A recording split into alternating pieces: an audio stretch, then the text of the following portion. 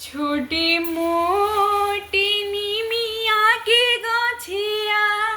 झुरु झुरु बेयार ताही तर सातो बहिनिया